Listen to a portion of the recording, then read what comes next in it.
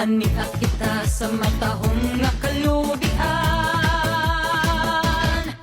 diin maapi-apihon ang katawhan. Adunahan ang kabukiran, gigasahan sa kahitasan, talag sa umbahan di sa lalawigan. Hulagway sa kaanindot ang kalubian, abunda sa mga lubi atong makitaan. Nagkadaiya ang mga mugna gikan sa lubi